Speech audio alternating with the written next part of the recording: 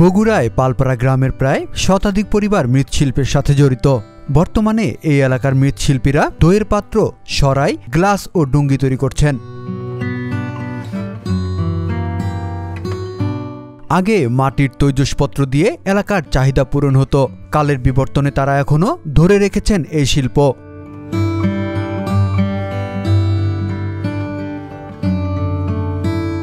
Plastic ও অ্যালুমিনিয়ামের পণ্যের দাম কম ও সহজলভ্য হওয়ায় এখন মাটির তৈজসপত্র ব্যবহার করছেন না কেউ। এর পাশাপাশি দিন দিন বাড়ছে কাঁচামালের খরচ। বাড়তি খরচ ও বাজারে মাটির পাত্রের চাহিদা না থাকায় চিন্তার ভাঁজ পড়েছে তাদের কপালে। পরিবেশ বান্ধব এ শিল্পকে টিকিয়ে রাখতে সহজ শর্তে ঋণ সহায়তা চায় শিল্প সংশ্লিষ্টরা। আমাদের এই কাজগুলো খুব কষ্টের কাজ, খুব পরিশ্রমের কাজ। এত গরমের ভেতরেও কাজগুলো আমাকে চালাতে হয়। তা সরকারের কাছে আমাদের অনুরোধ, যাতে সরকার আমাদের পাশে দাঁড়ায়, একটু সহযোগিতার হাত বাড়ায়, এটাই আমাদের প্রত্যাশা। আমরা যে এই যে মাটির জিনিসগুলো তৈরি করি, এটা আমাদের বাপ দাদার আমল থেকেই আমরা করে আসি, কিন্তু আমাদের ব্যবসাটা খুব কষ্টের। এই যে তৈরি করে আবার রোদে শুকোতে হয়, তারপরে তাকে আগুনে পোড়াতে হয়, তারপরে আমরা দুটো পয়সার মুখ দেখি। তবে আমরা বহু কষ্টে আছি।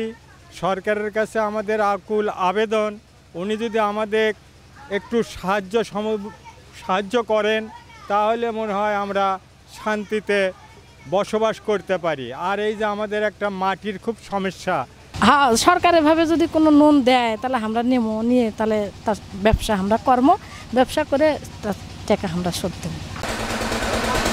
এইরকমই আপনার সকাল 5টার থেকে জাল ধরে দেওয়া হচ্ছে, বিকাল 5টা-6টা বাজবে।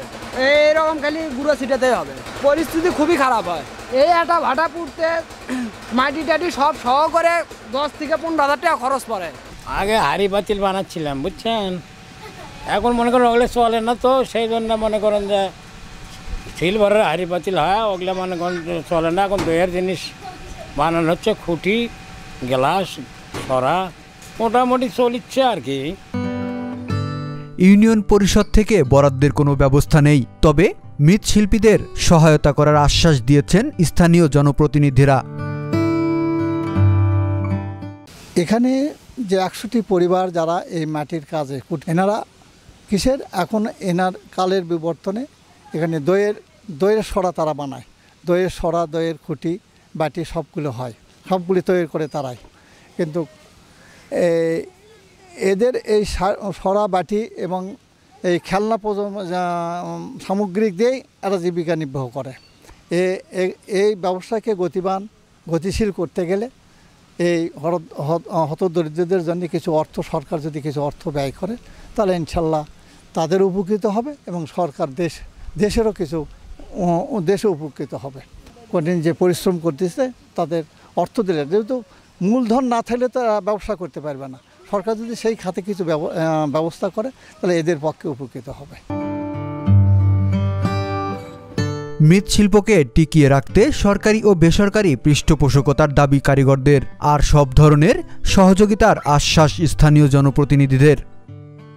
পরিবেশ বান্ধব এসব মৃৎশিল্পের ব্যবহার উৎপাদন বাড়ুক, এমনটাই প্রত্যাশা সবার।